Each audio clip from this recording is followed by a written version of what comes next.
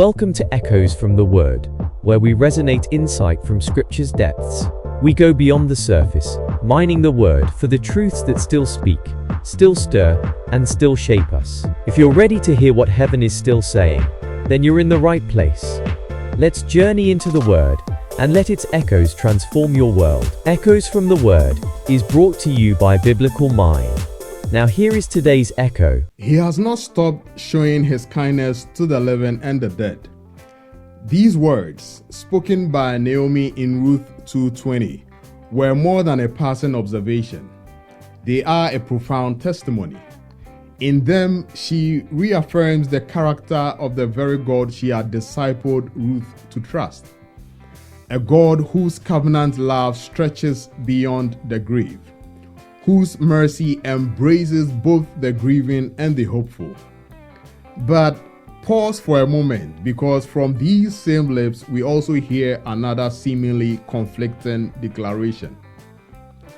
The Almighty has dealt bitterly with me, Naomi says in Ruth 1:20. How can such opposing declarations come from the same person? Isn't this a faltering, perhaps even contradictory testimony from someone who claims to know and believe in God? The answer lies in something deeply and undeniably human. Naomi's dual confessions reflect the tension many of us live with. The struggle between what we believe and what we feel.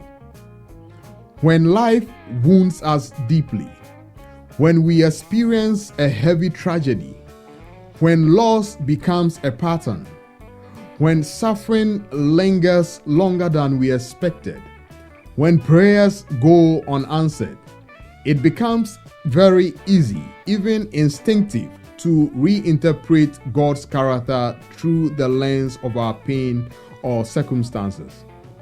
We begin to see God not as He is, but as our suffering pains Him. We see God not as our refuge, but as our rival. Not as the one who saves, but as the one who struck us. In Ruth 1:20, Naomi invokes a specific name of God that carries weight. El Shaddai, the Almighty. This name speaks of God's overwhelming power and sovereign strength. But in this context, Naomi doesn't use it to praise His might. She uses it to press charges. To her, God's power felt cruel, not comforting. His sovereignty no longer feels like a refuge. It feels like a blow. It is as though she's saying, the one who could have changed this didn't. And that feels cruel. That feels bitter. That feels like bullying.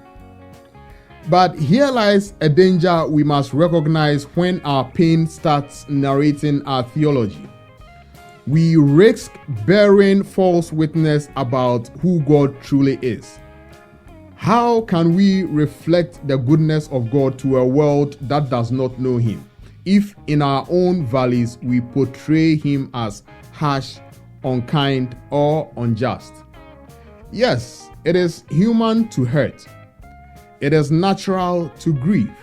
We all experience loss at certain moments in our life. But even in our sorrow, we must be careful not to put God on trial based on temporary pain. Let our words, even when spoken through tears, honor the truth about God's nature. Let us say, though I don't understand, I still trust that He is good, because He is. He is always good.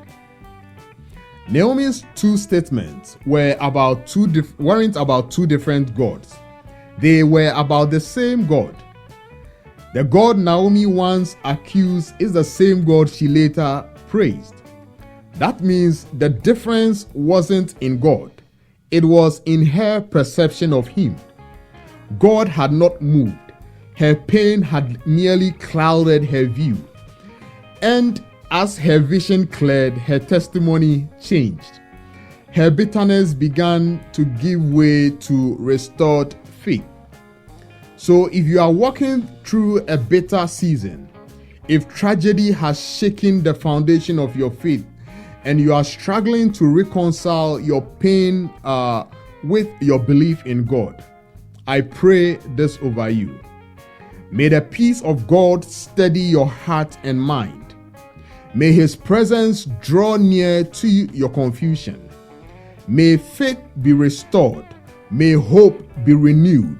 And even when you cannot trace His hand, may you still trust His heart. You may not understand what He is doing. Yes, we can never understand God. If we do, then He ceases to be God. But may you trust who He is, because He has not stopped showing His kindness to the living and to the one who is grieving. May the Lord keep you. May He strengthen you, and may He guide you through whichever season that you find yourself in. God bless you.